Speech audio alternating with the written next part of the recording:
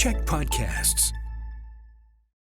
The Bread and Butter Collective is a collection of hospitality professionals working together to help strengthen our industry to build strong culture, community, and sustainability.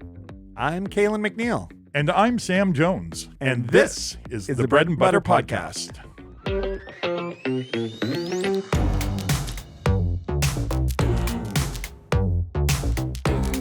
Welcome to the Bread and Butter Podcast. How are you, Sam? I'm doing great. How are you doing, Calen? I'm doing good. Yeah? You have a good week? Yeah. This is your second week back? Second week back. Yeah. Everything falling into place, Yep. things smooth for you? Yeah. I'm just not doing anything, so run smooth when you don't do anything. Right?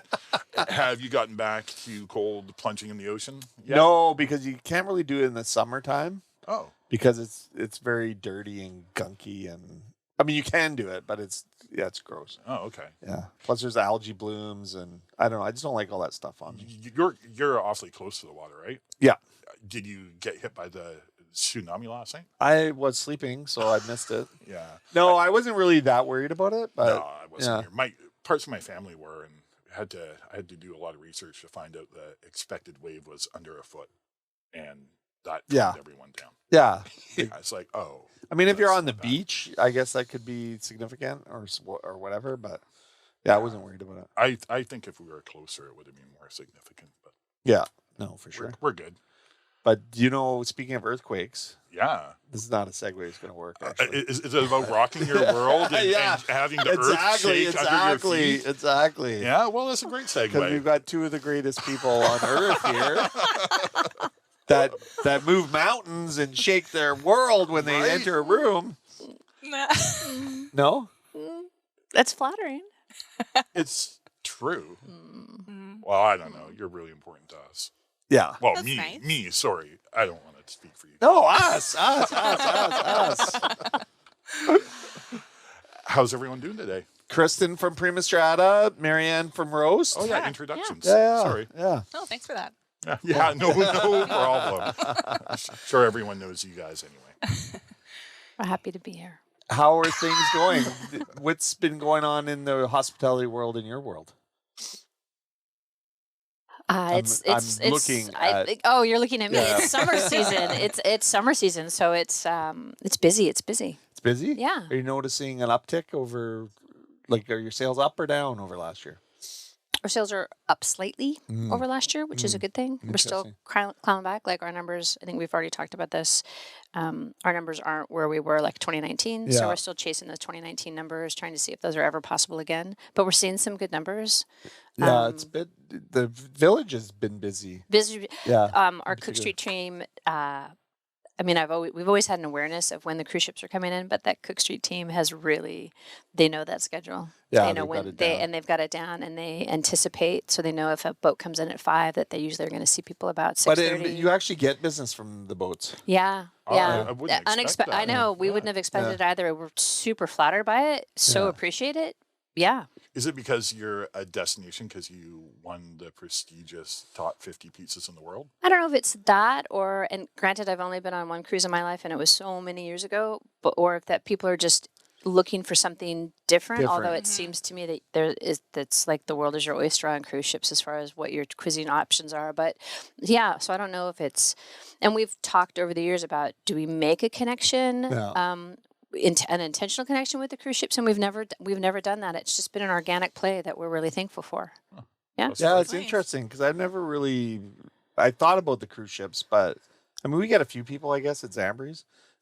Big Wheel, I imagine we get I think you some. get 'em. Yeah, Yeah. I mean, I know If they're in the village. we're up at Cook Street year over year, but sort of flat overall for all the other stores. Or flat or a little bit less, I guess. I mean, the Down proximity is pretty close. Mhm. So it's within walking distance to go Absolutely. see like a local village. I would do that as a tourist. Yeah, I guess it depends on the caliber of the caliber of the of tourists. the guests. No, but the different boats. Yeah. Right. So there's different, socioeconomic, like there's budget boats, Yeah, discount boats. Definitely. People that are just, I'm just going to stay on the boat to take advantage of whatever I paid for. Mm-hmm. And then there's the other people that are more curious, I guess. Exactly. Foodies or people that are interested in stepping off the normal. I just never thought there was much. I mean, there is an economic benefit to Victoria, but I don't think about it in my business. Right. Like, I'm not like, oh, well, it's cruise ship season. We got to be ready. Like, I don't even think about it. I thought the cruise ships just kind of came up the causeway, up government, went to the Barden Banker, turned around and went back. We see a lot of cruise ship people at Phillips Brewery. Yeah. You do? Oh, do you? Yeah. Yeah. So they make it all the way up that. Yeah, they do. Because it's craft beer, right? So Exactly. you've got those special people looking for that experience. Right. Yeah, of course. Yeah, I think this would be that I would be speaking for all of us, but I know when I mean, again, a long time ago, putting together the business plan for Cook, we didn't anticipate that we would have a quote unquote high season, and we definitely do. Our sales do pop for a couple of months, and I think it's in the proximity to downtown and being just close enough, just like Phillips is. Like, you're just close enough to where you can just pull that extra. Yeah. It's only a couple extra blocks walk. Like, Yeah, and you've got Beacon Hill Park there, so I guess people Yeah. are going through there, and Clover Point's right there next to the village. Well, I think those destination, that's a pocket kind of community, but it's well known. Cook Street Village is well known.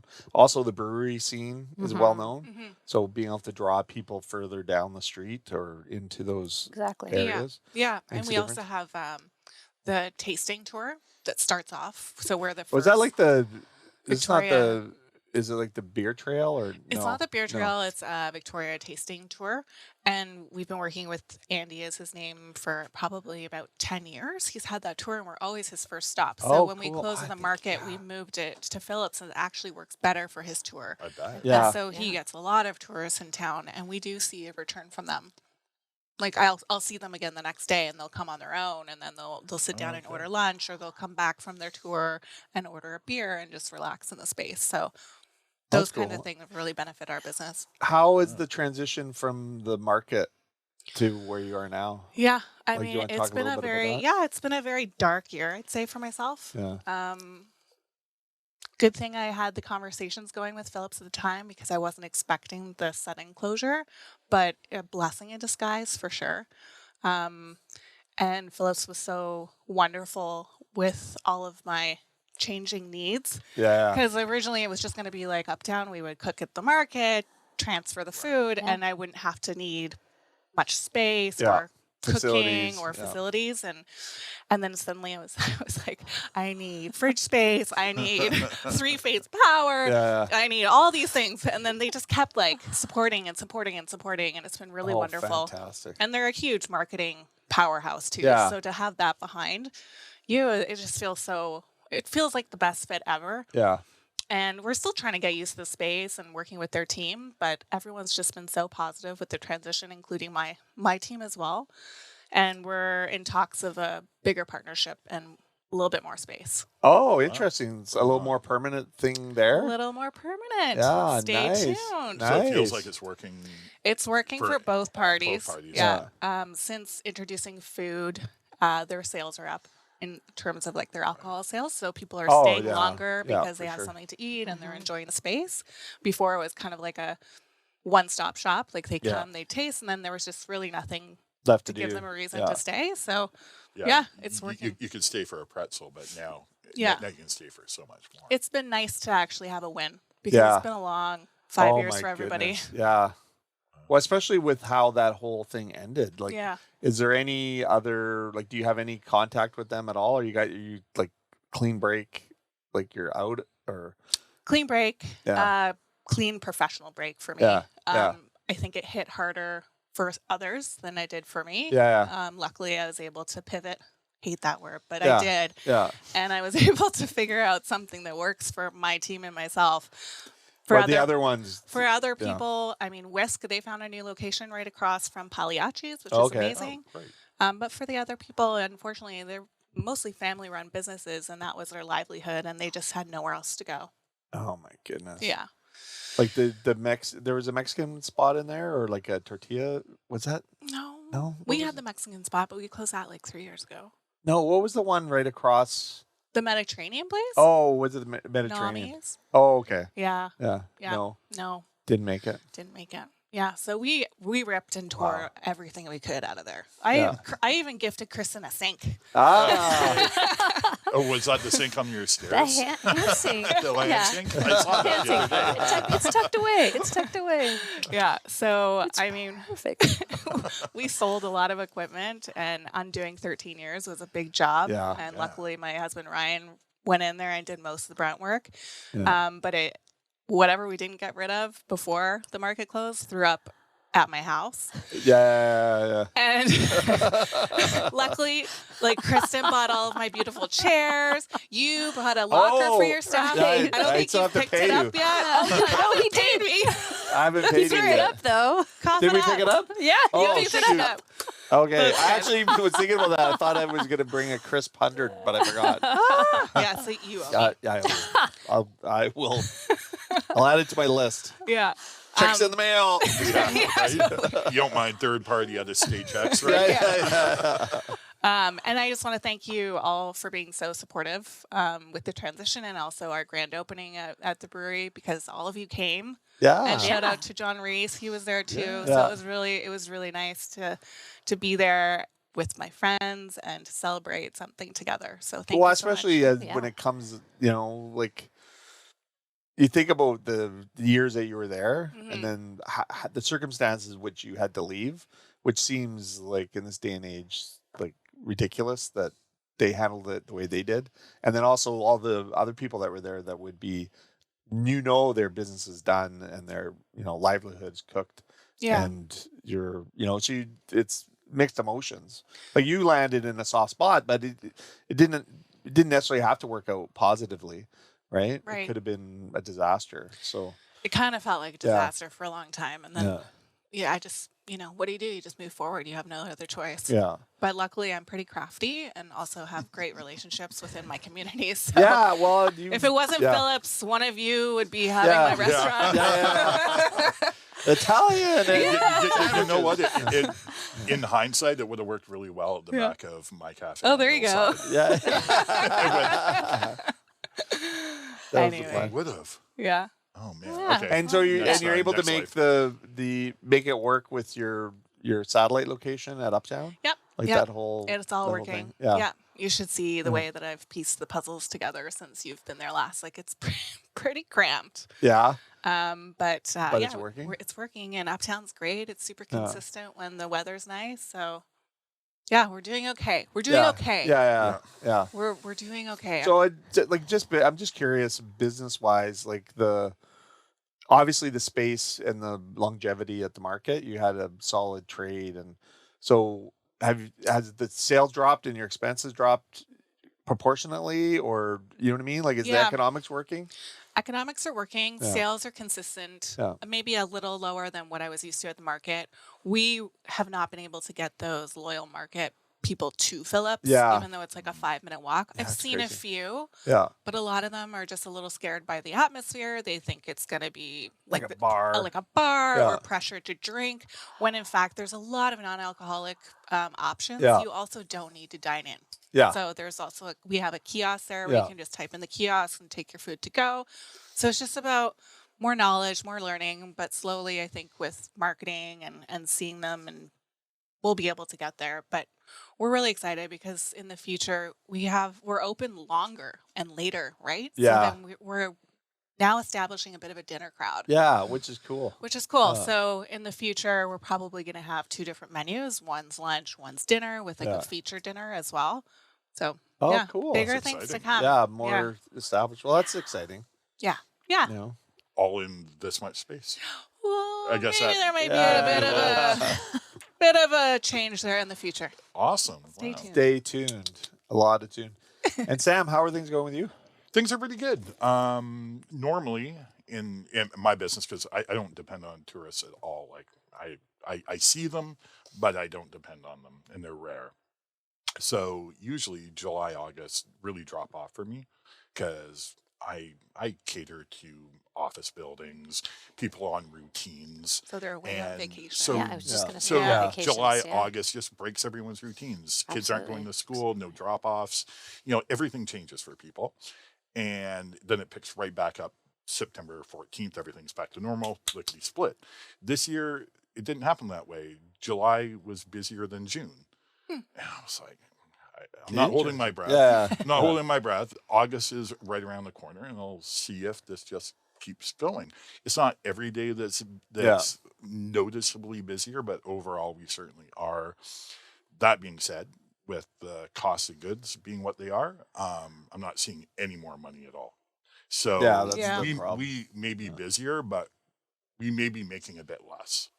And it's at that point you wonder how hard you work for less, right? And my answer is as hard as I can. Yeah.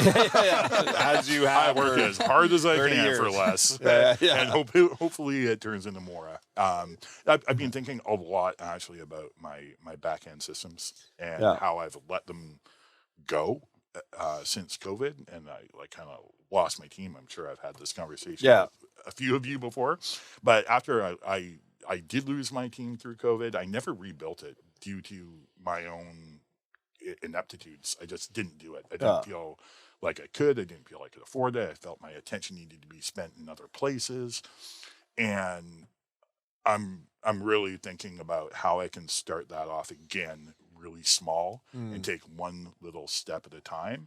And so I'm kind of thinking about what my first step in that would be, if that's looking at myself and trying to get myself more organized personally and in my business, and that will spread out. Or if I need to change my job a little bit, if I need to hire someone, I'm trying to figure out what my first move to get back to. Are you feeling like you're too much in the business? I am. Yeah. And I'm too much in the business. And then if I'm just doing production or doing things, tasks. when I'm really quick at my job. So when I run other things to do, I'm looking around to help other people is my immediate instinct. So I'm not taking that extra time to work on the back end, really. So that's my struggles right now. So things are good and I'm really positive. I'm not really sure exactly how to proceed right now. How's you focused on wholesale this last year too. How is that? I focused as much as I could without being a cold calling well, that's not salesman, your specialty. Right? It's not my specialty. It's not my passion. Yeah. I actually really resist it. I don't like doing it. When I do it, I find success, but I just really don't like doing it so much that I'm putting my heels in, and I'm actually not pursuing much right now, which again is my own fault. But did you know it's an uptick from the effort that you did put in? For sure. And it did work. Yeah. And I got a few really nice accounts through doing that, right? I'm looking at you and I'm happy that we did it. My crazy phone call. I still remember the phone call. And you I was in my garden. You did change? Yeah. Well, awesome. First we had the conversation years ago where we were all at the table together, and you said, what would I need to do if I wanted to go wholesale? Like, what would my approach be? And I didn't think, and I'm looking at you, I thought generally like, this is a genuine, just broad question. And actually someone on my team said to me the other day, well, it's because you have that relationship with Sam and that's why we have his coffee. And I was like, absolutely not. That's not the story. And she was like, what? And I was like, Sam 100% is a friend.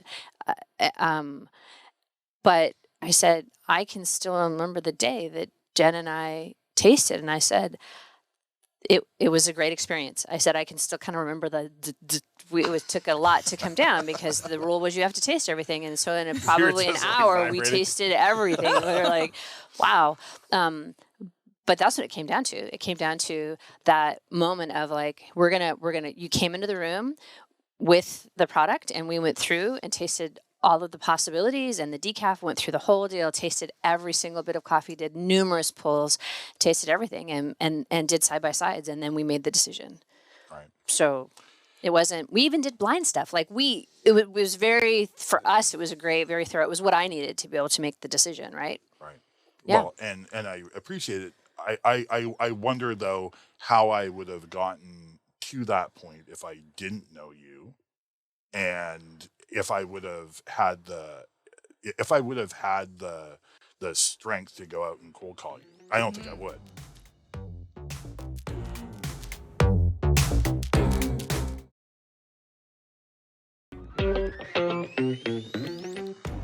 think relationships do have something to do with it. For me anyway, to get my foot in the door. Also, I don't really want to work with anyone I don't have a relationship with because I want my relationships to be strong and fruitful for everyone. Yeah. Right? Maybe you're more confident approaching her because you are friends. Yes, Right? well, with your, it with was a your, good with testing yourself. ground. Yeah. Sure, but Absolutely, if you even because pull that out, if you pull the string out a little bit more and go back to just hospitality in general, Yeah. rapport is a big piece of that, Yeah. right? I was just doing some work about upselling, and everybody, there's quite a number of people on our team, and when you say the word upselling, they all get like, oh, that's so gross, and it's like, well, but what if we're looking at it as part of upselling is giving people the awareness of other opportunities? Yeah. It's not like I'm Enhancing their experience. Yeah. and enhancing their versus- experience and building a rapport, and that's what hospitality is. It's not about like, don't you want another drink, don't you? Yeah, Don't yeah. you, don't you? And I'm leaning in and Yeah. I'm pushing. It's not a push. Yeah. It's that whole idea. And so in that hospitality standpoint and in building that rapport, I wonder, because I'm with you, I'm all about the relationship thing. Right, Yeah. and like Having a connection. I could have gone the customer service way, which is I send you an email with my price list, and you accept it or you don't because Yeah, that Right. wouldn't that's that just wouldn't have been customer me. service, Yeah, right? exactly. Yeah. But the hospitality thing is, I think about like who I want to work with. Mm-hmm. I want to work with Cristen, and I call and I beg and I plead and I tell you how lovely you are all the time, and I try and try and try, and finally you say, "Come trim your shit." Oh my gosh.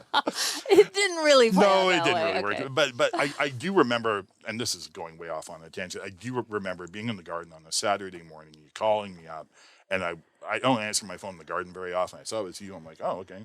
And you're like, yeah, you know what? We've decided to go with you.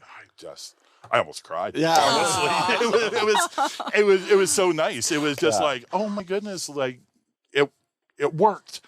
Yeah. My whole scheme, my whole plan, my whole Yeah. It was a 10-year project. yeah, it's a 10-year approach. Sam, like this too, of like, I feel like I wish that more people did coffee with us.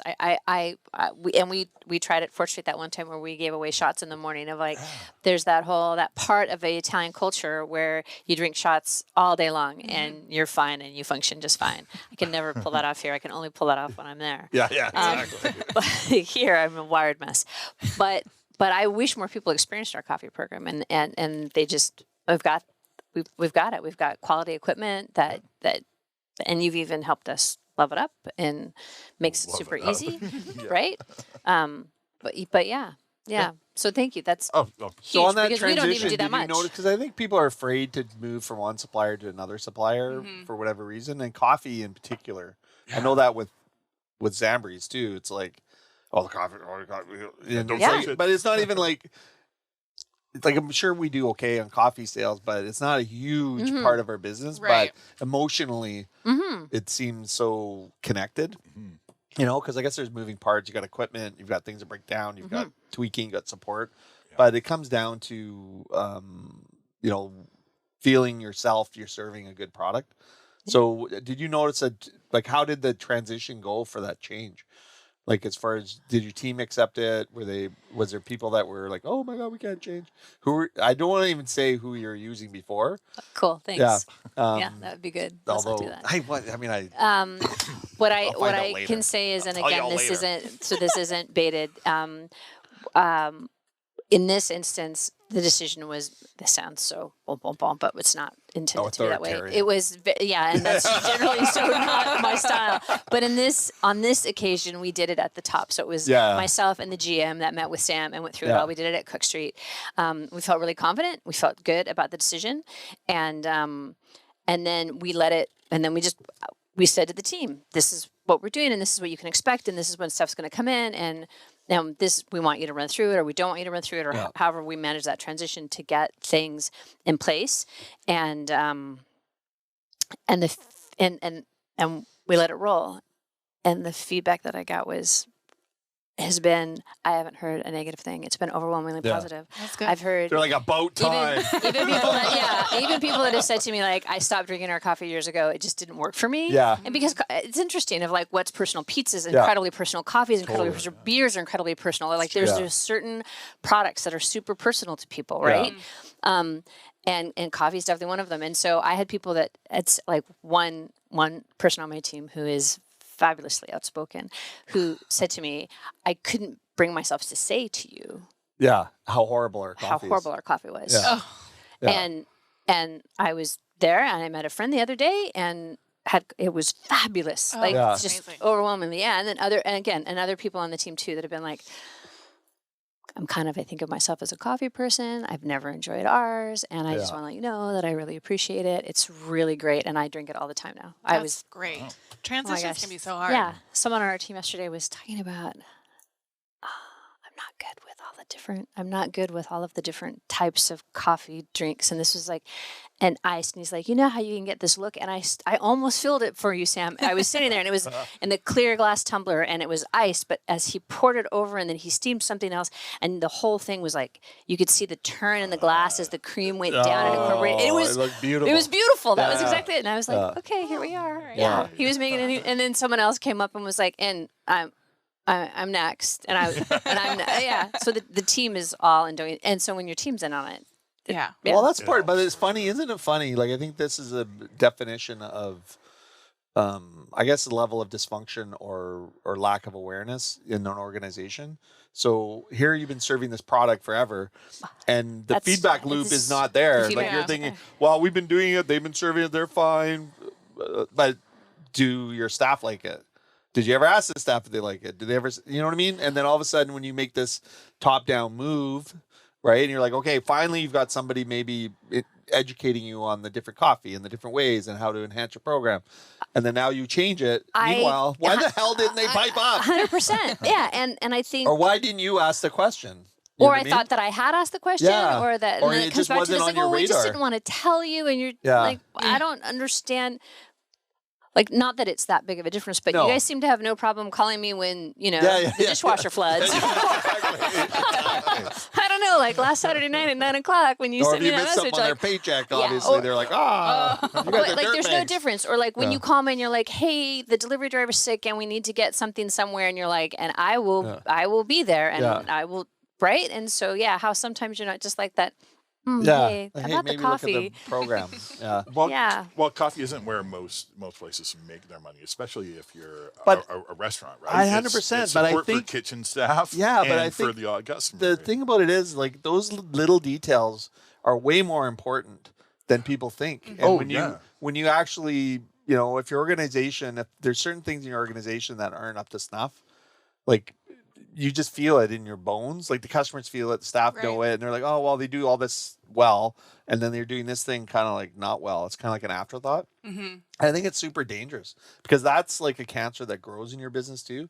Because then all of a sudden you add one more thing that you're not paying attention to or that is not great, and then it's like your whole ethos is done. Well, it's you like know? people who don't concentrate on the bread. Like the first thing Yeah, you get when exactly. you sit down to meal Or is making bread. sure your bathrooms are clean. Yeah. Like, it's little things. Like, Yeah. okay, you have a great restaurant, but your bathroom's always junky. Mm-hmm. And people are going to the bathroom, oh, it's not. So they're left with this impression, right? And it's like, if you're, if you want to be organized, clean your bedroom, Mm-hmm. right? And then start out from there. Like, it's like a classic human nature thing, I think. Oh, thanks. I know my first step. Yeah. It's like, I'm like, okay, Clean my bed. I gotta I gotta make fold my bed laundry today. or whatever. I gotta But do something. but it goes all the way back down. It goes back down to upselling. Yeah. Which is Yeah. that if my team is enjoying, all of the team is going to, not all of the team, but the majority of people are going to drink coffee. But if they're not drinking your coffee, just that awareness of Right. not having it there. And They're so not gonna then offer it when to it's your like, customers. hey, you can have a decaf affogato at the end of the night, and it's going to be the thing, right? But I'm not going to offer that if I'm not into the coffee, right? Yeah. Because there's no way that the house-made gelato is going to mask bad coffee, yeah. right? Like it. So Well, and the thread goes all the way through. It does, and that's I've got that job to do today. After this, I'm going to Brasserie before they open. I'm talking to their staff about their coffee program because they're now using 2% jazz, but it's just kind of behind the bar, and they have espresso, which is great. But I mean, how many times are the servers going out telling people about the affogato? Right. How many Yeah. times are they upselling the coffee at the end of the night, the last thing people try, and how confident are they with it? So my job today is going to go make their staff a little bit more knowledgeable, get them pumped on the brand and the product, and Nice. give them some tools to upsell. And That's great. Yeah. But that's where you start building that hospitality piece that you talk about too. Like you start with one thing. So you pick the coffee. So you're educating them. Then maybe they're going to get a little more wine knowledge, or maybe they're going to get upselling knowledge or their menu knowledge. Because all those things are opportunities to create hospitality.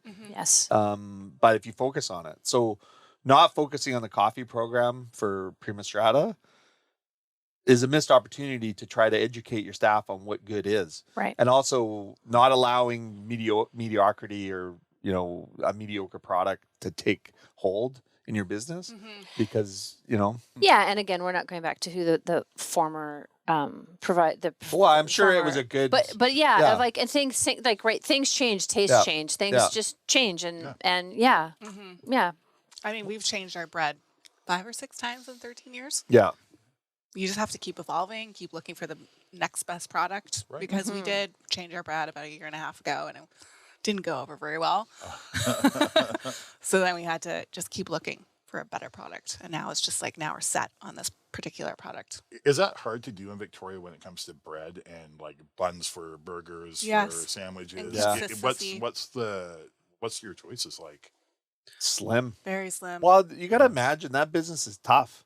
So you think hiring in the restaurant business is tough. They have to hire people that are starting work at 3 a.m. Right? And, imagine that it's not, it's technical. Obviously, you have to know how to make bread. There's a talent in it.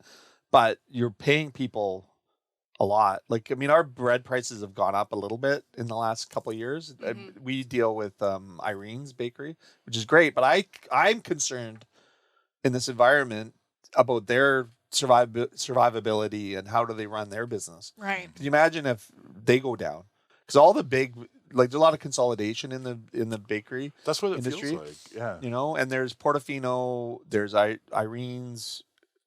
Like I can't think of. Was there Starlight or something, and then they burnt down? Yeah, they burnt down, but they were small, so they couldn't handle volume. Crust. There's bonbons. But I'm not sure if Crust does. Wholesale? But they're just small. Yeah. Like in order to do the volume that we need an operation like Irene's would be, and they're fantastic. We love them, but I often think, well, whatever happens, if they decide to sell or go out of business, or if it consolidates or whatever. Are they still privately owned, Irene's? Yeah. They are. Yeah. Oh, great. Yeah. I Yeah, remember having my kiosk right across the street from them. Yeah. And I used to get all their baked goods. Like I would run across the street, leave my doors open in my kiosk, run across the street to their back door. They would load me up. I would run back, and they used to have the best pepperoni cheese buns. Oh my God. Yeah, they're good. But when you think about all the risks, like we we look at your supply chains and going like where it comes down to coffee, or for us it's beef, and then it's also buns, and then it's like the lettuce and tomatoes, especially with what's going on with the States. Like 80% of our produce comes from the States as a country, right? So you look at food security on the island and where we're sourcing our vegetables and how we get them and what decisions we're making. It takes years to build the infrastructure in order to build capacity. Yeah. So there's threats all over. And you look at, well, how are you, because you talk about where we are as an industry in the restaurant business, and our sales could go up, but our profits can go down because we have all these inputs. Like food costs are through the roof. We've gotten, increases of 3, 4, 5, 6%. And then you look at the labor component too. Like every year the minimum wage goes up, which is great. I love the fact that people are able to make more money and they can actually survive and living in our city, working at a burger joint or a restaurant or whatever. But when you look at, our burger price is now $11.75. When we started, I thought we were like $6.50 in 2011.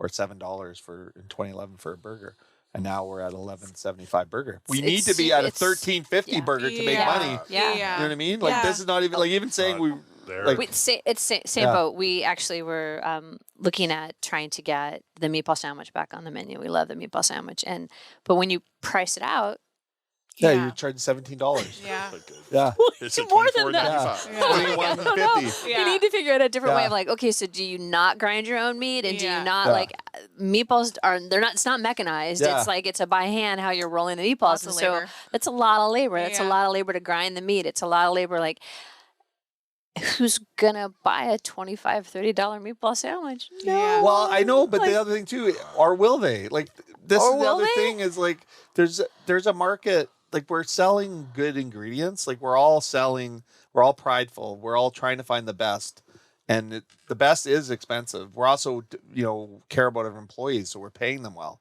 Yeah. So in order to buy our product the way we serve it, like we should be able to charge what we need to charge to do that.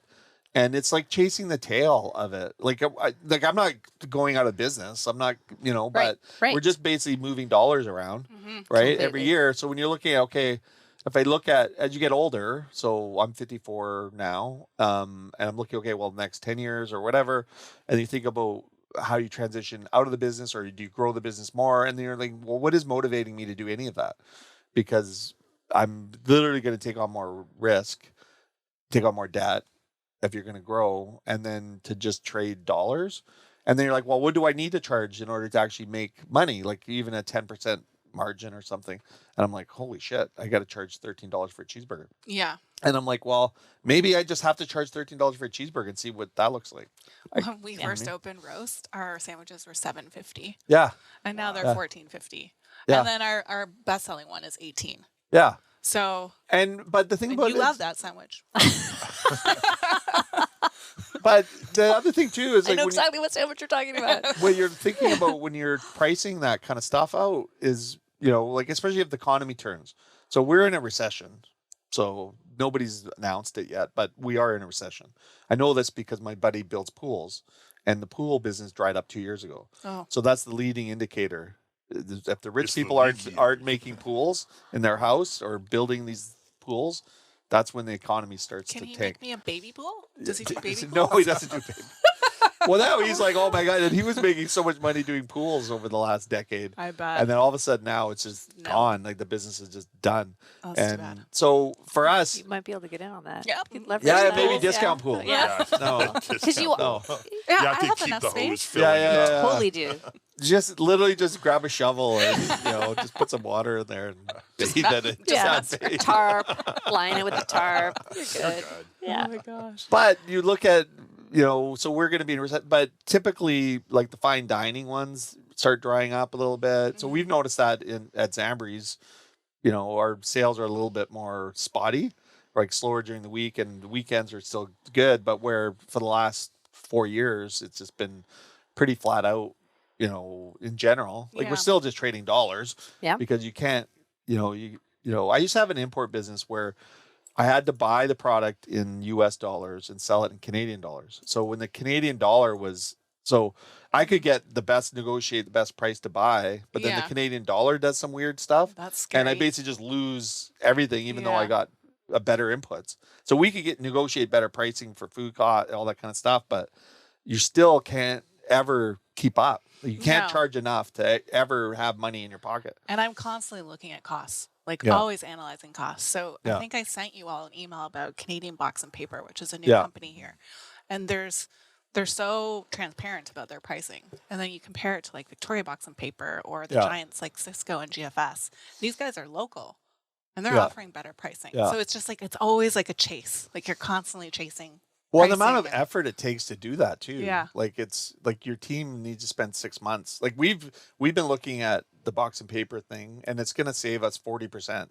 That's on huge. which is huge. Yeah. Like it's like 50 or 60, $70,000 a year or something like that Yeah. In But- savings. in savings. Great. But then you're like, okay, well, there's a certification process for compostable material. Right. So it's like, okay, well, what certification, so you got to go through the whole, like we've been dealing with it for 2 months, just going through, okay, what is the certification? Okay, we can buy that. We can buy that.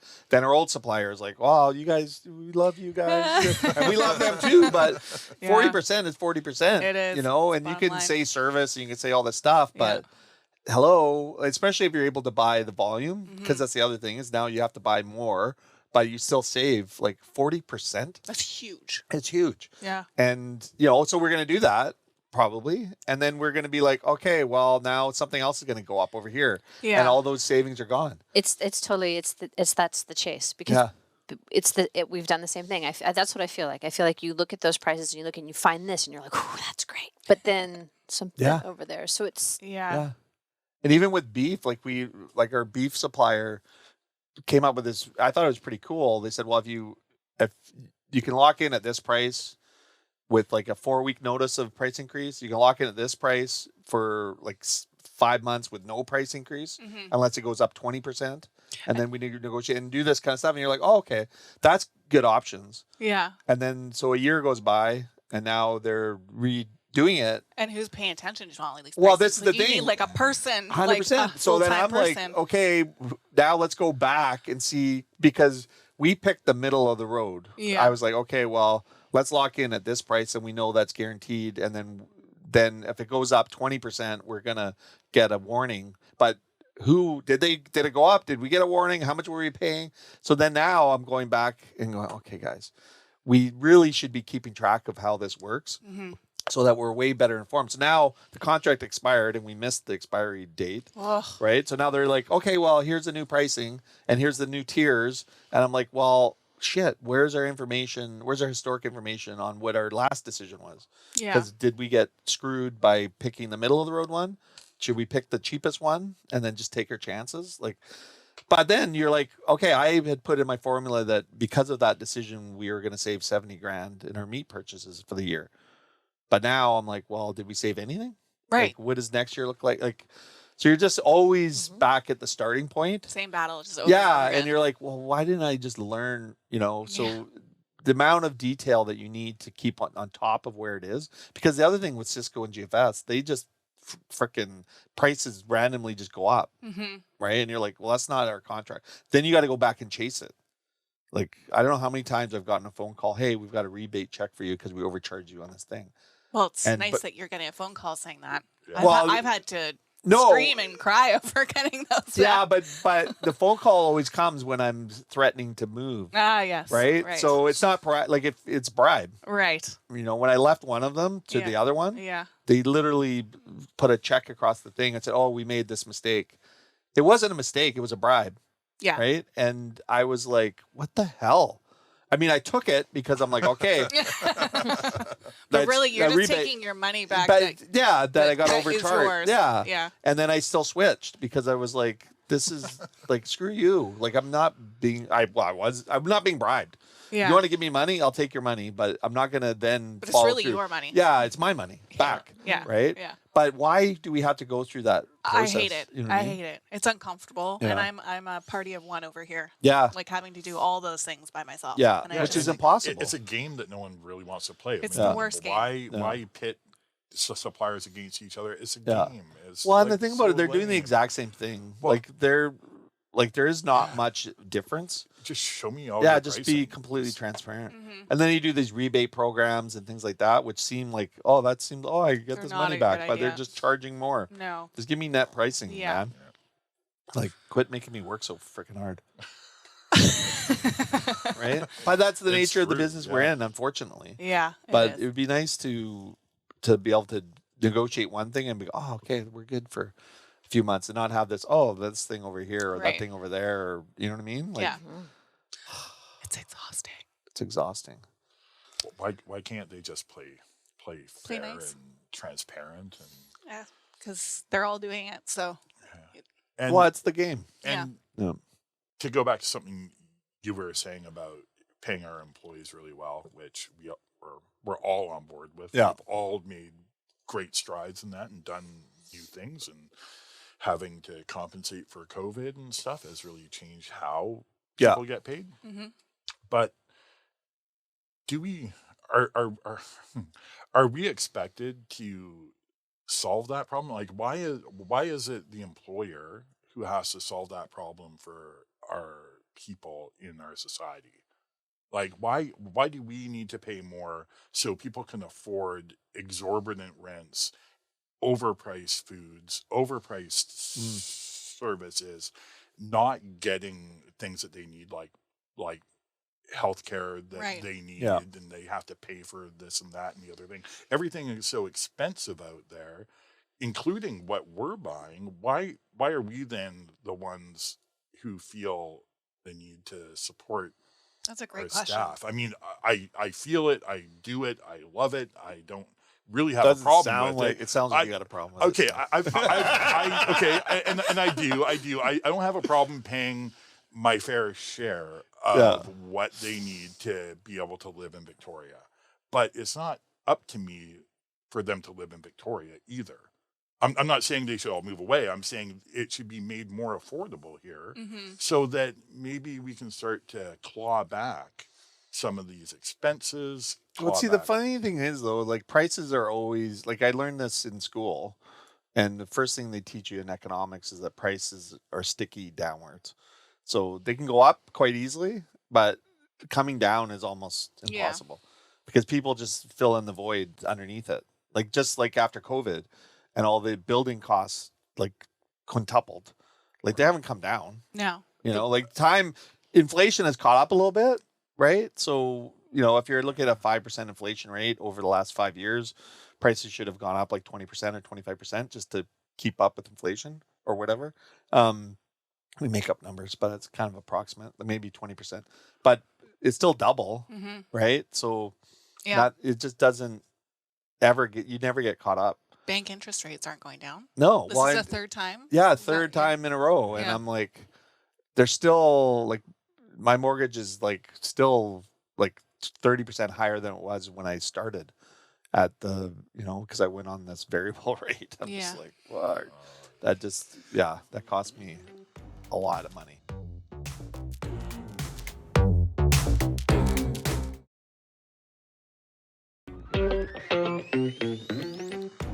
If the prices are easily going up and they're sticky coming down and everything's supposed to come up to meet that, it doesn't feel like the government's really doing anything to shore that up and make us come back to those The problem with it levels. is taxation. So our tax system is broken.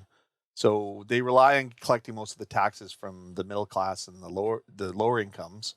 And then they have all these tax breaks for the high earners, which I think they need to fix. I mean, I would never argue that, but where's the support for the people? That's not employers having to pay their wage to their employees. Yeah. Well, that's not only to keep them, but to keep them happy and healthy and being able to live. I mean, That's a tough question. it is. And I don't think we're going to solve it today. Oh. what? Why the hell did we bring you guys? We're not going to solve it today? That was it. I thought this was answer day. Well, the whole thing, like the cumulative stuff, like especially when you think about the industry we're in, it sounds like why the hell would you have ever done it? But I think it's important to remember how much joy we get out of serving product to people and Passion. and it's passion, right? Like everybody works in an industry that has a whole bunch of problems, or that they're underpaid, or they're like all this kind of stuff. Yeah. Being in your own business is the first mistake, right? That's like the origin mistake, right? Because then you're like everything falls on you. Yeah. So when you ask yourself, why are we as a business responsible for making sure that we're making up for all these dysfunction, or lack of income or inflation or overpriced real estate or whatever? The answer is, well, we're all in it together, but this is how they get money is through their employer, right? So the only mechanism we have is to appeal to the government for better taxation for us. The minimum wage thing is an interesting one for me because I think it's inherently broken to just do a blanket, wage increase. Like minimum wages are important, right?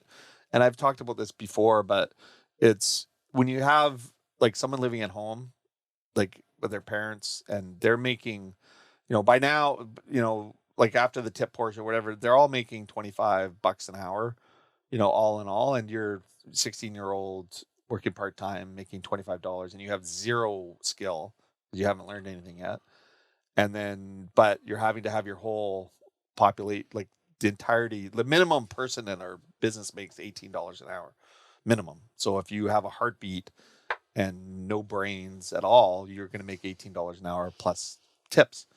And how do businesses that are operating on such small margins do it? And it gets passed on to the consumer. But then we're all afraid to charge more. Yeah. Right? I think what you were saying too is like when you have a part-timer making that much money living at home with no expenses. Yeah. And then you look at someone who has 2 kids working making the same, but might have a little bit more experience, but they have rent to pay, food, you know, babysitting, whatever it is. Like there's so many more for the things. kids. Yeah. It is broken. There's a disparity. Like I'd rather pay the working family person more. Yeah. And then a little bit less to the person, and maybe there's a training period or maybe there's an age thing. Like I don't know how to make it better, but I know when you're doing, like I'm not a pure market guy where it's like the market will dictate the wages. Like I don't think that works either. Like I think there needs to be sort of like a base level, but I know when we're looking at our staffing and our hours, you look at how many hours and you look at how much money it is. Mm-hmm. And then you're like, okay, well, if our sales grow by this, well, what's happening with the amount of hours? So how productive is our dollars, right? Like making that connection. And if you think about what we, like probably like 7 years ago when it was $13 minimum wage versus 17, whatever it is now, 17.50 or whatever it is. Like how much total dollars did we take to operate then?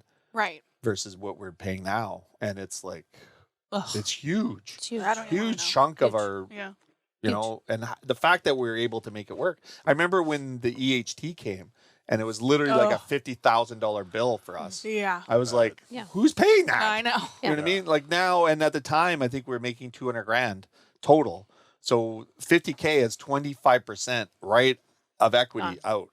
Like it depends. And I was railing against it in social media. I had this one friend who is a business owner too. And he's like, well, just build it in your budget. I'm like, dude, like it's 25% of our total income is now being just taken away. Right. And, you can get into the business of, if it makes sense that they did that or whatever, but it's just like, speaking to what they make business owners do. They'll pay for it. No problem. Right. They can just raise their prices. It's like, what are you talking about? Or like, because we talked about this when it was happening, which was for us, that amount of money took away a benefits program. It took away the extended medical benefits program that we were able to offer. And so if EHT had rolled in and been like, oh, don't worry about MSP anymore, and you're going to get dental. Well, that didn't happen. Right. So we could no longer offer a really good, solid plan that covered dental, that covered some other soft costs that the majority of our work population used, all of the paramedical costs that they talk about. And by that, it's like the chiro, the physio, massage therapy, that so many other companies offer to their employees that aren't historically necessarily part of hospitality. And we were able to do that. Small ones, larger hospitality groups, I still see that. I still look at, I was looking yesterday at hiring posts to see what people are offering and how those are displayed. And benefits packages are there. Our benefits package was gone. It was that quick. It was like, we're trying to right the ship. We're trying to just stay here and stay in business, and to pay that EHT bill, like where does $50,000 come from? Yeah. And there have been some changes to it. I was talking with CFIB, where are we? Last week, I guess, earlier this week. And one of the things that they feel good about is that they raised the threshold. Mm-hmm. But I think the threshold is pretty okay. Here's the threshold, but then minimum wage goes up, and so how much is the?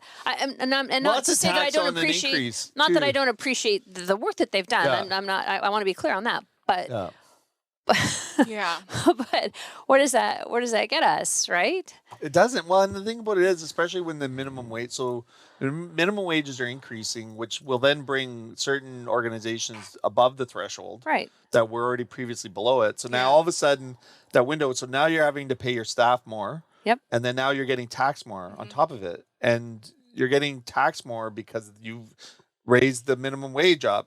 So it's like doesn't make any sense. it doesn't make any sense. No. Like it, and again, going all the way back, and my employees don't get the same benefits that they had previously. yeah, that's the thing. Because what other choices? It wasn't like I had 30 in my back pocket and was like, oh, no problem. Yeah, it's like you literally had at the time. I literally had to effectively borrow money to pay the EHT because it was like, what are we doing here? Yeah, like why are we doing that? And it should be based on profitability, I guess, to some degree. Well, Like, why are we doing it at all? It's to take the place of MSP. That's a public health plan that individuals never used to pay, but then had to pay, but then they don't have to pay it now because now businesses. but or is it your perspective of like paying MSP was so? Do I use the word reasonable? Like it was never like it was part of our operating budget in our household, and it never was like that. None of it ever felt unreasonable to me. Yeah, the amount of money that was that. Well, I we never were really paying, heard anybody right? really complaining about it. I never really complained about it, and I kind of did because I feel that living in Canada, we pride ourselves on a free healthcare system that hasn't been free forever. It's just it's like it's even less free for principals in a business now that have to pay it. Well, like I'm like, okay, well, I don't have free Medicare. I'm paying $50,000 a year for other people's and which I'm all for insurance, and this is what I got in a discussion with somebody down in the US about their insurance, and I'm not paying for blah, blah, blah. I'm like, do you understand how insurance works? Like that's how it works. Like there's people that use it, and there's people that pay, and there's people that pay and use it, and then there's people that don't pay and use it. Right. I mean, this is why you have insurance. This is how the system can work. And for me, the direct connection between the user and the system was through MSP. So they were paying a nominal $80 a month or whatever it was. And so now they're connected to the system. Now they're completely disconnected except for a small population, which is totally connected, which is people that are having to pay this tax on behalf of everybody, which I think I like the old system, right? Right. Yeah. I liked it for a lot of reasons, but one of the reasons is if I'm a user, I know there's a connection to it and I'm contributing to it, a small portion of it. But now you're completely void of it. And why is it that we as business owners are now the guardians of that? So if you don't have a job as a member of the public, have you got no health care now because you don't have a job? No, because then it's not connected at all. Well, then who's paying it's our right. for it? We're paying for it. But if you don't have a job with us, right? Are you covered under the MSP? I mean, you are. Yeah, you are. So why are we paying for anyone if it's called insurance? I think insurance is a whole huge topic with many layers that are both positive and evil. Speaking of evil, you have a game. We're going to play a game. I like the positive and evil. When they pay out, it's a good thing you had insurance. But when you don't, someone's going to go to Ouija, right? I've got a little game. Great. I got a little game. It's a question and answer game. It's not serious. Some of these questions might be serious, and I have lots of them, and we don't have a lot of time, so I'll just go through a few of them and see where we end up, all right? So this is for everyone. I might award points for this. I might not. I like it. So choose your answers carefully. Completely arbitrary. Okay. So we answer in a certain, you can shout out your answer. Okay. Okay. Do we have a buzzer? You don't have a buzzer. You got to be quick. But you can be you can hoot like an owl. You can screech like a cat. Wow. Screech like a cat. What do I get to do? Yeah. You can make the sound quack of a like a duck. A butterfly? Yeah. Yeah. I'll just flap like Yeah, you're not going to get asked first at all. In Victoria, what is Victoria saturated with the most in terms of food? Is it craft beer, craft coffee, craft bakeries, or the crafts you find at your local market? None of the above. I don't think we're saturated in any of those. Oh, that's the wrong answer, Calen. Oh, I get 0 points. That is the wrong answer. Sam, what is the right answer? You could have picked beer or coffee, I think. Okay, so here's what I would say, and this is totally a personal thing. Yeah. My cousin came to Minnesota quite a few years ago. He's a big beer guy. And as a family, we're close, but it was one of those moments, and Brian had just graduated from undergrad, and I looked at him and was like, but like, seriously, why are you in Victoria? Like, not that I didn't want to see him, but it just was kind of an unusual gig. And he looked at me and he was like, the beer is the number. He was a beer guy. And I mean, this was a good, maybe even 15 years ago or more, because he had just finished undergrad. So it's only gotten more. And so when I haven't had a lot of conversations about it, but when I've had conversations, it's that community that's open to it and that embraces the diversity of it. And that's the impression that I get. Mm-hmm. And I'm always surprised, right? Like, oh, there's more. And then I think back on that whole thing of like, there's so many possible, like there's people that do sours, there's this, there's that, there's all of those different things. And so it's kind of like something for everybody. There is, and there are no. I would say no, but these are to do exactly this, bring up conversation. But I think if you were to ask me like 15 years ago, I probably would have said coffee shops. There's too many coffee shops. Right. I would have said too many restaurants. Right. You know, I would have said that kind of stuff. But I think to Kristen's point, this is what makes the community. So you're building and time always satisfies things, because people that don't make it go away. Yeah. Right. And people that, you know, in order to stay relevant and stay in it, you got to stay up. Like, we've all survived these years because we've stayed relevant. And so you're making the whole community better because you're producing better product and other people that produce good product. So I often get in these debates with some of my business partners about competition. Oh, this Maryanne opened, and we're like, oh my God, nothing changed for us. Right. You know what I mean? If you continue to do good stuff, other people doing good stuff is not a threat to you. Yeah. Yes. Right? There will just, you know, I'm sure there's a tier of people that will just. I agree with you. I think that I agree. I mean, we had people that came to us and were like, you could totally say that there's too much pizza in Victoria. Right. Completely. Yeah, right? 100%. You could 100% say there's too much pizza in Victoria. But I don't think that, well, there's good pizza and there's evil pizza. Or there's a fresh slice, or there's a Prima Strada. Right? Yeah. And pizza is personal, right? Yeah. So I had a conversation with someone the other day, and they asked me about my competition, and I didn't like, everybody's my competition or nobody's my competition. I don't know somewhere in there. And so it's not to say that I don't think that there's competition. I have awareness of the industry, right? Because anybody opening a restaurant could potentially impact. But at the same time, my thought is, you hit Prima Strada and we're not open. Well, are you going to hit Thunderbird? Are you going to hit Big Wheel? Are you going to hit, right? And I hope that, so then that means the next time that you're going to come back, or you go to Thunderbird and they're jammed, and so then you hit us, right? Yeah. So of that whole vibrancy. But again, so pizza's personal. Are you an Alibaba person? Are you a Domino's person? I had a conversation with someone the other day, and they were like, well, you guys aren't takeout pizza. And I was like, whoo, I thought we were. And he was like, no, takeout is for us. For us, takeout is Domino's. Yeah. He's like, for dine-in, it's you guys. It's Prima Strada. Interesting. So again, like, people start to make all this, right? Like, approaches it from their own like, perspective. is my day-to-day coffee 2% jazz? 100%. If I'm on the road, is it Starbucks? 100%, because I got drive-through, and that's like, right? Yeah. And so some people don't make those crazy differentiations, I'm sure, but. But I think at the end of the day, it's also the quality too. Like, if you're producing good quality, you don't have to fear anything. Yeah. Well, and Victoria has great quality of all of those things, including bakeries. And like we have, we're so fortunate. Absolutely. And I don't want to see any of them go away. I'm just asking where's the saturation? Just stir the pot. Sure. Next question. So wait. No one got any points? I just want to be clear. None of us got any points for that? I gave you guys points. I'll give you a point later. What are the best qualifications one must have to work in the hospitality industry in YYJ? Wait, this is one of the multiple choice answers. You do get a point for remembering your clanker. Your call sign? Yeah. Is it, the owners of the last 3 jobs that the person had?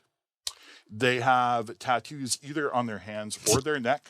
They have a strong work ethic, or has a pulse. Strong work. Strong ethic. work ethic. Sorry, I already oh, flashed. yeah, okay. Maryanne, thank you. Maryanne first. Strong work ethic. Oh, absolutely the right answer. Tattoos. Yeah, Gotta have tattoos. yeah, you gotta have tattoos. I'm colored hair. strong with that. I'm not deviating. She Yeah. hit Yeah, it. all right. She hit. Yeah, she she hit. All right. hit number one answer. Sorry, Calen, no points on that one. But there's going to be questions in here for you for sure. What do full-time hours mean to you? Are full-time hours 5 days a week, just not Wednesdays, Fridays, Saturdays, or Sundays? Is it 28 to 35 hours a week? 3, is it 35 to 40 hours a week? Or is it 4, can't stop, won't stop? 3. Number 3, 35 to 40 hours a week? Yeah, I would say 3. Yep. I would prefer can't stop, won't stop. Yeah. Right. But yeah, I mean, I can't. They're like, oh, they're full time, and how many hours they're working? 32. I'm like, That's not 30. That's not 32 is not full time, Right. right? And then I'm thinking, well, how do you build, a business with part timers and full timers, and I don't know. 'Cause We've you been need trying to both. do it you need both. You need both, Yeah. but how do you find that balance? And this Interesting. doesn't sound great, but it costs money. It costs the same amount of money to have a full-time person on our team as it does to have a part-time person on our team. So when someone comes to us and says, well, like, great, I only want to work 1 shift a week, we try really like, our new rule is like 2 shifts, because 2 shifts is 2 shifts. The other, Well, you don't even remember what you learned the last time. Yeah, how do you Yeah. get experience? well, and that maybe you're not that person, but we like the idea of like that there could be some progression. That Yeah. there's like either in pizza making skills or whatever skills you're on. If you're just not here, then we can't. I don't have anyone part time. No part-time. Nope. Yeah, Wow. that's awesome. All right. You might get a bonus point for that. Thank Yeah, you. yeah, It's just yeah. I think Yeah. it's too hard to manage the part time because they tend to have way more schedule restrictions. Yeah.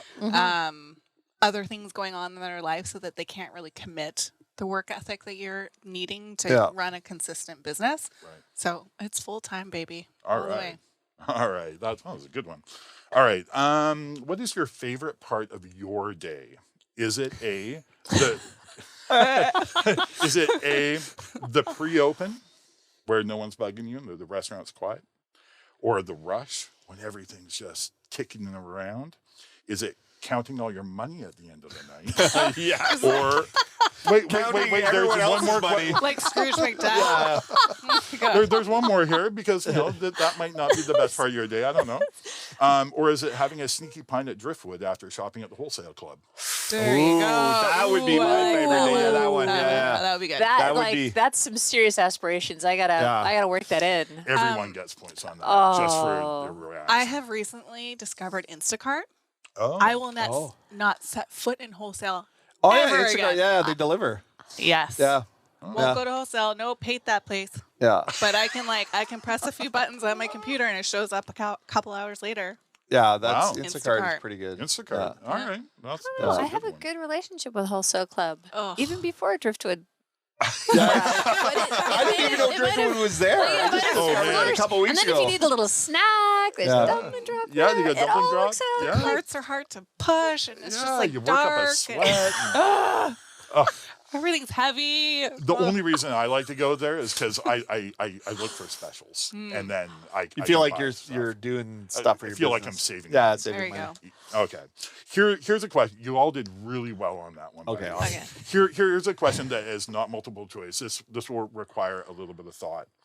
What is your most missed hospitality business in Victoria? Oh. And I'll tell you what mine is. Just this. Yeah, set the this that's tone. Okay. yeah. It's the Herald Street Cafe. Interesting. So hands-on buzzers. Okay, God. buzz. But Calen's got one. My most missed one is I think it was called JB Cafe. Oh yeah. It was in the London Drugs yeah. thing, and it was owned by this Asian couple.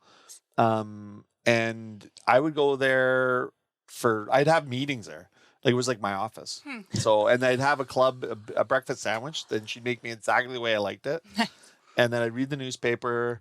Then I'd be like, oh yeah, I'm in my office or whatever. And people come down and meet and we'd chat. I'd be there for like 3 hours a day, every day Wow. for like years. And then they sold or closed, or it's actually where Bin 4 is now. Okay. So before Bin 4, it was JB Cafe. Huh, Yeah. That's a great one. Yeah. Anyone else have any miss? I know. I'm trying to think. You can You recycle answers. just I just hit a wall. I Okay, just like well, lost a point, I think. you know what? Well, just keep that in your Yeah, head I'll because keep that's not a point-worthy question. So okay. you can What was chime yours in. again? Herald Street Cafe. Oh yeah. Mm-hmm. And if it wasn't that, it was going to be the Contempo Cafe.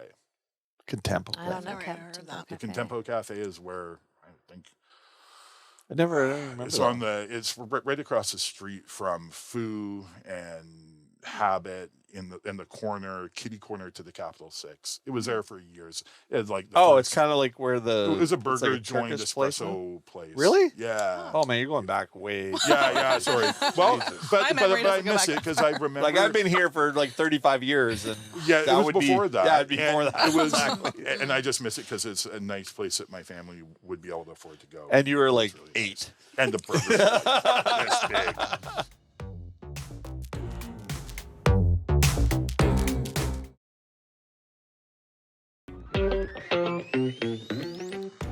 What is the best age group to have as your core set of employees? 14 to 18. 14 is legal with parental consent. 19 to 25. That's what I said. Yeah. 19 to 25. 25 to 35, or anyone who's ever had the Oscar Mayer Wiener song stuck in their head. 25 to 35. Yeah. 25, 35? Yep. I would say that's my ideal, but that the reality for us is that we do have for the front of house, we do have quite a few younger people.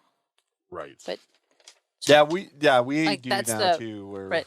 Yeah. But there's something about that Yeah. there's 25 more- to 35 that would be Well, they've been in the business longer, so they have the experience. Yeah, They maturity. know how to Yeah. like communicate properly and They're not getting drunk with their buddies. yeah. right. As But often. there's still that, like we're in a fantasy bubble, right? Yeah, Because we're there's fantasy. the other There's issues reality is with that everybody. there's a part of hospitality where it's still seen as like that first job. So then there's a lot Yeah. of and I mean this respectfully, like there's a lot of responsibility in like telling people of like, oh hey, you got to call or text if you're sick and not making your shift, or Yeah. oh hey, you're not going to text me to cover your shift. What you need to do is text me and say like, I've talked to blah blah blah blah, and none of them were able to cover my shift, and Yeah. I'm sick of like just like some of those basic Respect. respectful. This is what a job means, and that can be. Challenging. And there's a it's huge shift in the super- last like 10, 15 years on that. Mhm. So I blame obviously parents' fault, I guess, for not, instilling work ethic and those things. Like I'm shocked. Like there's still parents doing interviews for people like with them, like on the phone. Yeah. And I'm like, really? That's a thing? I haven't seen that, and I'm going to just slip Yeah. slidey for just a second. But in that same milieu of, one of the managers on my team actually now has a list of people that have applied for the job. When we've posted, have applied more than once of like they no-showed and no contact for an interview, Oh, that's- or, yeah, and yeah, they're- yeah, and yeah, they yeah. or they've List. reapplied again, or Yeah. it's right of like, and that she can actually field a list Yeah. of like if we set up an interview and you no show, like life happens, but like Yeah. you can't even send like the text and be like, hey, I'm so it's sorry. Yeah.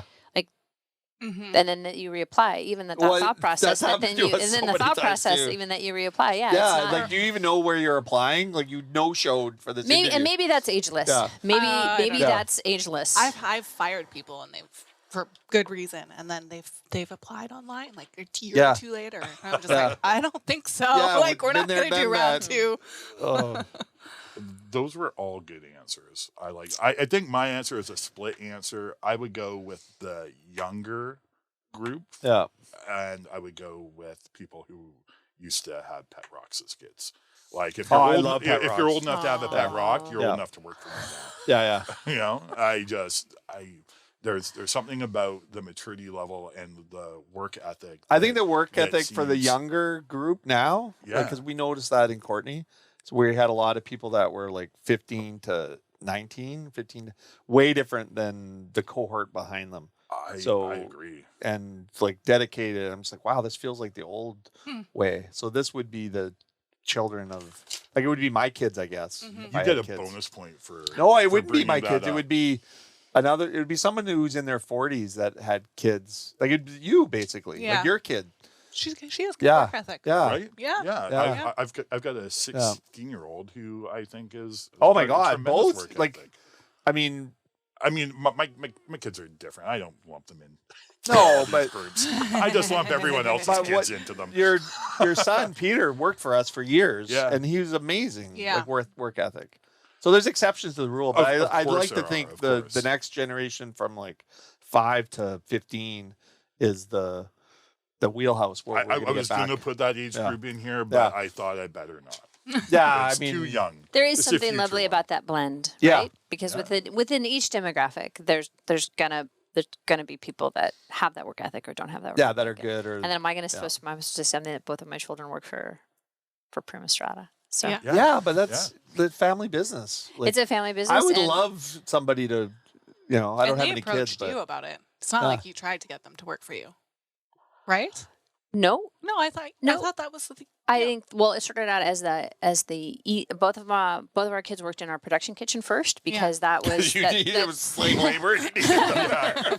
Because those floors just because couldn't get clean enough. I believe it satisfied some hours for high school work Oh, yeah. experience. I think that was Yeah, like that was the initial that was the initial like draw. yeah, didn't have to worry about a 14-year-old washing dishes or something like that. Although they did learn how to wash dishes. But my dad had not in hospitality, although he did have a pizza place. But my dad's primary company was a marketing agency, and there was always a lot of talk about if your name's on the door. So granted, Decarollis Dallas isn't on the door of Prima Strada, but it's that same idea. And so they've always heard that talk of like, if your name's on the door, Yeah. you pick up extra shifts, you show up, yeah. And so they do. I mean, and then there's that flip side of it where no one wants to talk to them. Right? So they have lots of time to sleep. Or the flip side is my daughter says she now knows that she does not want to own or work in restaurants. Yeah. Yeah, and I have to say, Good we were lesson. hoping that. We were hoping that, like, Florence got it sooner, but we were hoping that too. Yeah. That's awesome. Okay. When you think about foods that are associated with Victoria, what foods do you most think of? Is it a shaft? Is it super fresh seafood? Or is it locally sourced anything? Or beaver tails? Oh my God, I've never had a beaver tail. Okay. Yeah. Yeah. Definitely not Beaverdale. I think locally sourced for me. Yeah. Yeah. Same here. I'm really loving Sun Trio Farm right now. Oh, yeah. Oh, yeah. They are really and good. Silver Roll. Oh, the best corn ever. And the best potatoes. I had to go there and get more potatoes. I'm making a potato salad for my parents to come over tomorrow. Oh, cool. But yeah, no, I'm loving and during this time of the year, Sun Trio Farm, best tomatoes, basil. And where are they?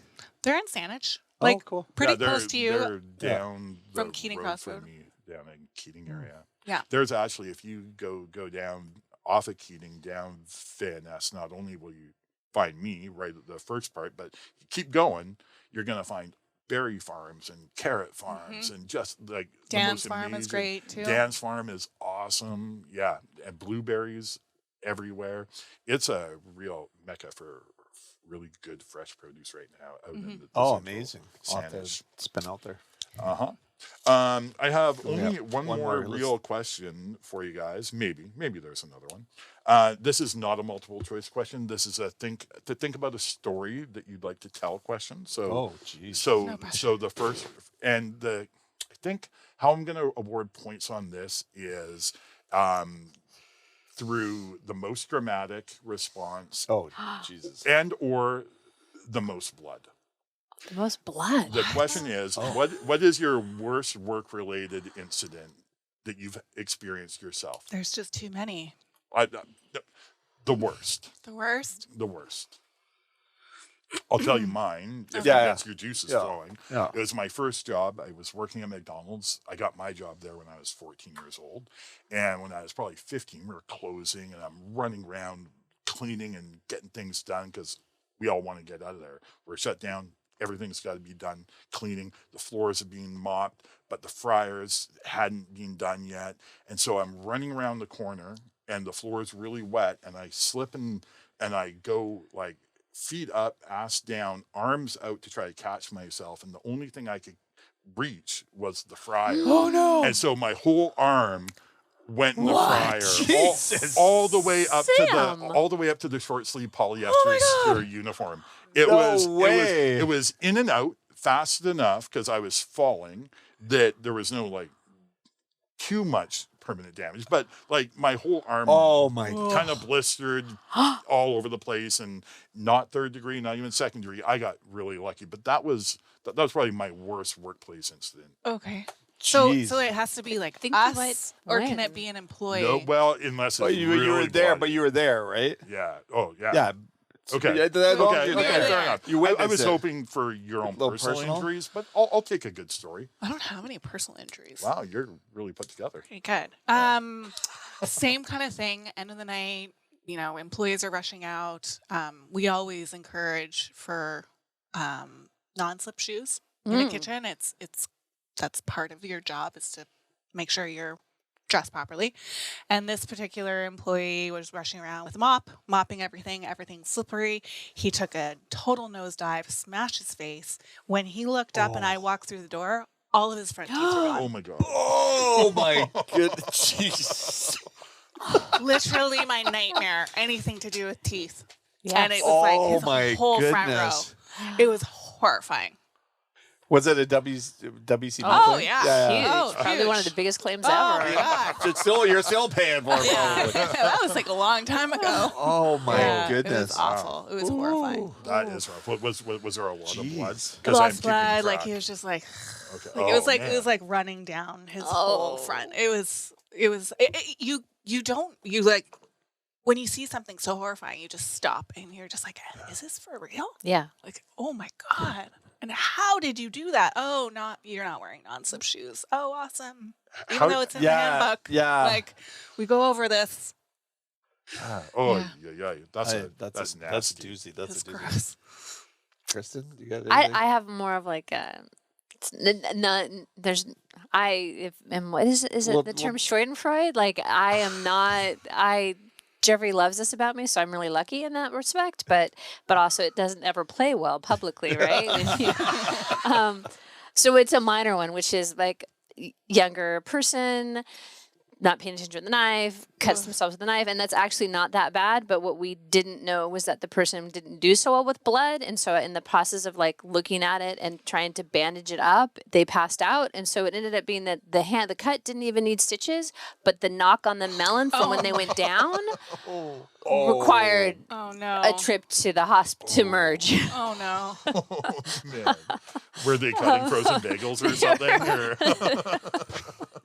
They were cutting, but yeah, not that we haven't had plenty, but that's yeah. That's a doozy. That's like I've blood done a and few really passing great out. cuts where I'm now sitting in the corner with my hand elevated and feeling a little woozy, but not anything. You just grab your cut. Yeah, and or ask like for a you rag stab keep yourself working. and you're like I got this, everything's fine, and then and it's not healing so much. The doctor was like, well, that could have been stitched up. Yeah, that could have been.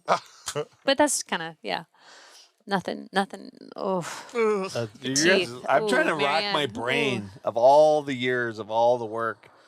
I'm sure there has to be something, but I got nothing. Like It's- that it's actually was okay. there, or witnessed. Yeah. It's okay. You know? We can work on one more question to build up your points, Oh, if you like. are I you need wanting point Calen build-up. to win? Like, Yeah, is yeah, this yeah, like, exactly. let's No, make sure Calen wins? look, I'm he just trying wants to make it really participation. He even. wants Yeah. to I want it feel really like everyone's even. participating. Yeah. At the end, you're going to be surprised that you're all going to be tied. Okay. What is your exit strategy? Oh, Is it Sam. Is Why would it? you It's end with multiple that? choice. It's multiple choice. It's okay. okay. Okay, Yeah. No, Yeah, this you is, got the answers I'm- for us? Yeah. Bankruptcy. And Yeah. you're only allowed to choose the ones. Are that the I have. police involved? Right. Oh, Ooh, there you go. going- Bank robbery, Yeah, one that is definitely, yeah. He gets a point for that one. We hold hands like Thelma and Louise and jump off the cliff. Is where we're going? Wow. No, I hope not. Do you A, close and walk away? Or B, do you sell to a young upstart or an employee that you are currently employed? Do you sell to foretop? Or do you die with a broom in your hand? Wow. I like the die with a broom in your hand, and I like the sell to employees that upstart. Same here. I like those two. Those two are the thing. I think they both win. Yeah. We're all good on that? Yeah. we're all good on I that. think you all got points on So that. where's the final tally on the points? Well, I would like to revisit before we do what your missed hospitality business. Has anyone had a chance to rethink that? Oh. Or I did give mine. it- JB Cafe. Yeah, that's No, why you you got a didn't. point for that. Oh. We didn't do one. I'm going to go in a different direction, which is to say that there were things that I missed when we first came to Victoria that over the years have evolved and are now here. Like, and this sounds kind of snotty, but finding a good taco was definitely, like that was The barren- it was there wasn't. Yeah, it It just just didn't didn't exist. exist. Now we've got that. And now we've got that. So I like that. Kristen took me to, what's that place called? I took you to Benjo's Tacos. Oh, so good. Where's that, on Bay Street? Benjo's, it's Empire Donuts on Cook and behind. It's so it's- good. They share some space there. Birria tacos. Oh, Oh, So you, really? Like in the like Cook Street dip it Village? Yeah, into- we can go. my Oh, God. yeah. Just the Yeah. cheese isn't needed. Yeah. No cheese. But otherwise, like, so good. Oh, I never even. I gotta. Yeah. Oh yeah. Let's go. Have Oh, you yeah. guys been to the taco place in the grocery store on, is it Craig Flower? I've heard of it. Okay. I haven't been there either, but I've been, heard but such I'm good not things. sure if it was the same. Yes. You're talking about the one on Catherine? Yeah, I think it's on like it's in Catherine. behind like Wilson, and Yeah, it's all like yeah, it's in Vic West. yeah, in Vic West. Yeah. That's Yeah, it's like part of a grocery store I hear, and supposedly they're mm-hmm. unbelievable. Nice. Okay. Like, Okay. like So you wouldn't believe it's in a grocery store. as we're wrapping up this podcast, Yes. which was a really good podcast, I love the game show element. I We'll have love to the bring game that show back in element. the future because that's really good. Would you like to know the scores before you? Yeah, I continue? would. Yeah. Yeah.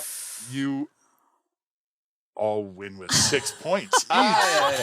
And, but they weren't all for, like, not all of you got points for all of them, but it I hear did you. balance It out. did balance out Sounds to good. even. balance Thank out. you, Sam. So the next Thank question, you. the last question, where are we going for lunch? Oh, I was Oh. hoping you were going to ask that. Yeah. So what are we doing for lunch? We're all going to go for lunch after. Yeah, Yeah. I'm excited. I've been And starving then myself. we'll for 2 share the days. secrets we did not share on the show. Oh, yes.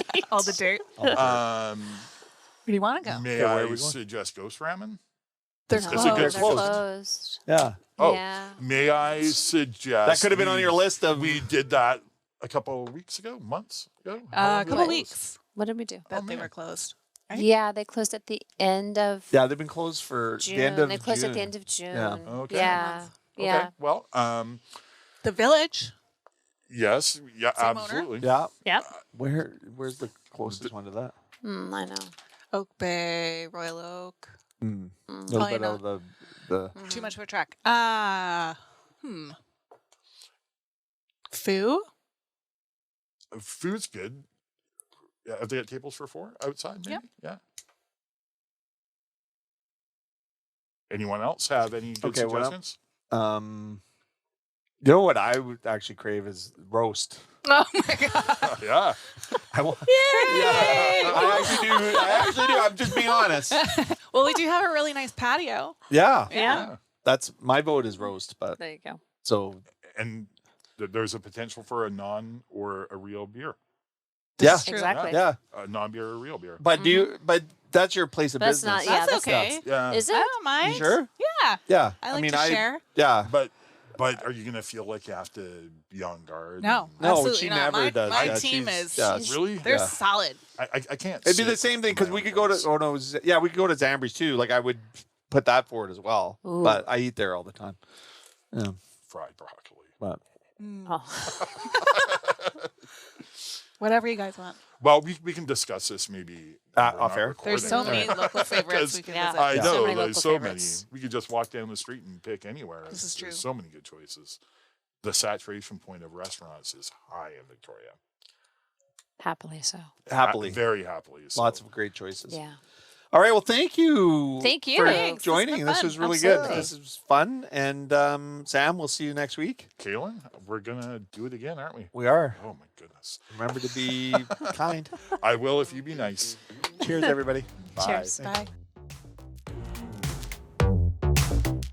Bread and Butter Collective's membership includes the following local businesses: 2% Jazz, Bunny's Kitchen, Buzz Coffee House, Eagle-Ite, Big Wheel Burger, Blue Mountain Solutions, Bodega Tapas Wine Bar, Eva Schnitzel House, Farmsgate Foods and Catering, Victoria Chocolate and Company, Drum Roaster Coffee, Habit Coffee, Foo Asian Street Food, the Culinary Arts Program at Camosun, Cafe Fantastico, Fall Epi, Harold Street Brewworks, Hey Happy, House of Botang, Nikkei Ramen Ya, Jenny Marie's Cracker Company, La Pasta, La Rue Patisserie, Mocha House, Part and Parcel, Poco a Pinto Bar, Pizzeria Prima Strada, Keating Pizza, Roast, Table 9 Consulting, Sherwood Cafe and Bar, Sweets by Selena, The Collective Wine Bar and Kitchen, The Drake, Tapa Bar, The Nimble Bar Company,